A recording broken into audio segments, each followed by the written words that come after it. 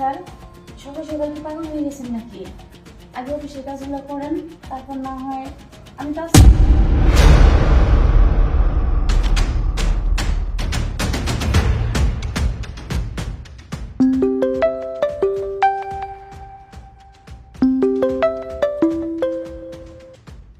আপা, আমি স্যারের অফিসের পিয়ন, কোনো কথা বলবেন না। স্যার অফিসে আসার পরে কি করে দেখেন। কি ব্যাপার? ওর অফিসের পিয়ন আমাকে কেন ফোন দিল? আর কি দেখাতে চায়? না, আমিও লাইনে থাকি, দেখি তো কি দেখাতে চাইলো। রে কয়টা বাজে? আমার চা কোথায়? স্যার দিচ্ছি। শোন, তোরা বলছি না হুটার আমার রুমে ঢুকবি না। স্যার টেবিলটা পরিষ্কার করতেছিলাম স্যার। আচ্ছা শোন, ওই আখি ম্যাডাম আছে না? জি স্যার। ওনার একটু আমার রুমে পাঠিয়ে দিই। Okay sir. আর শোন, জি স্যার। যাওয়ার সময় দরজাটা লক করে দিয়ে দিস। Okay sir. স্যার আসসালামু আলাইকুম। নমস্কার।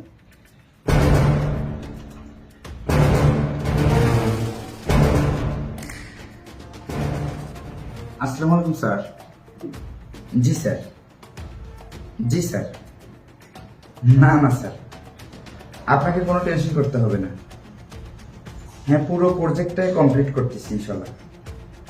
হ্যাঁ স্যার, ঠিক আছে স্যার।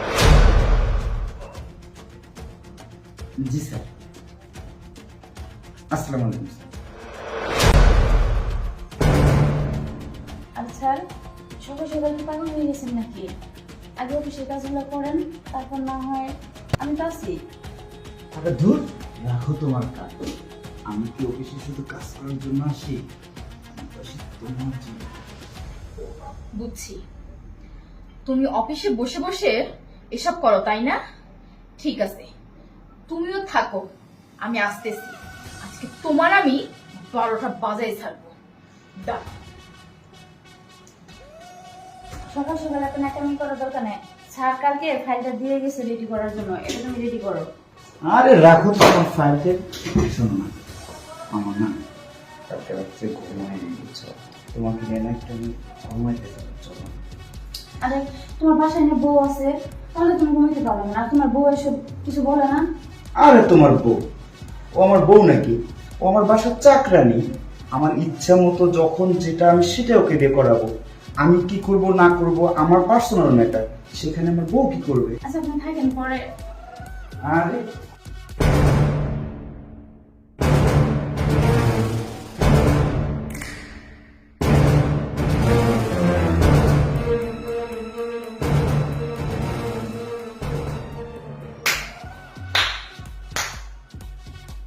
এই তুই তুই কে কে রে? আর আমাদের অফিসে কিভাবে আসলি? কথা বলিস না কেন? কথা বল।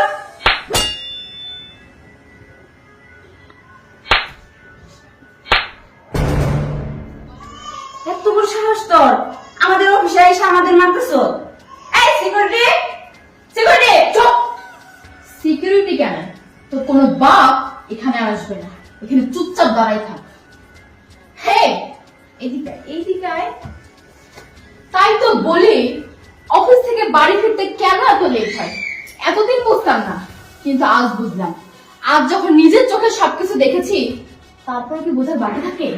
কি রে, এই বউ ভালো লাগে না তাই না?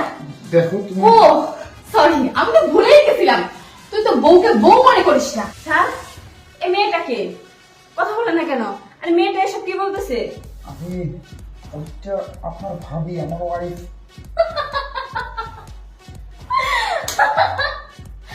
আরে পরিচয় দিলি তাহলে যে আমি তোর ওয়াইফ, আমি তোর বউ? হুম, আমার তো খুব হাসি পাচ্ছে।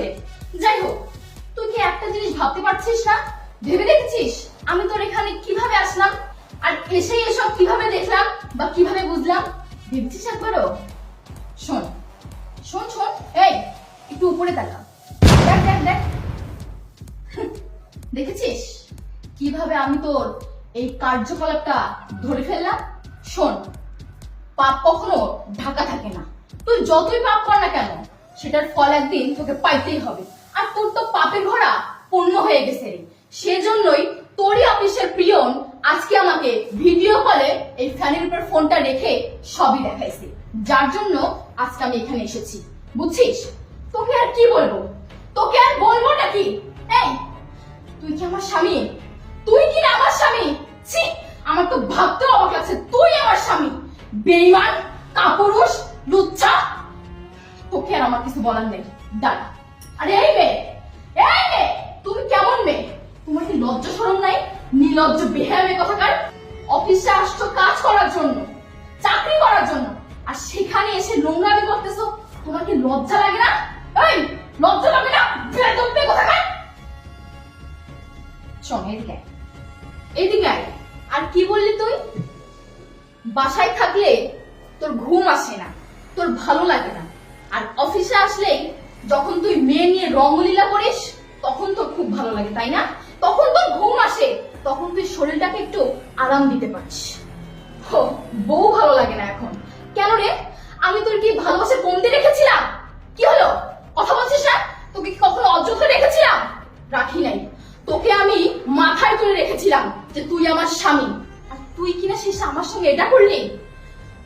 আমার না আর কথা বলতে মন যাচ্ছে না, আমার কষ্টে বুকটা ফেটে যাচ্ছে।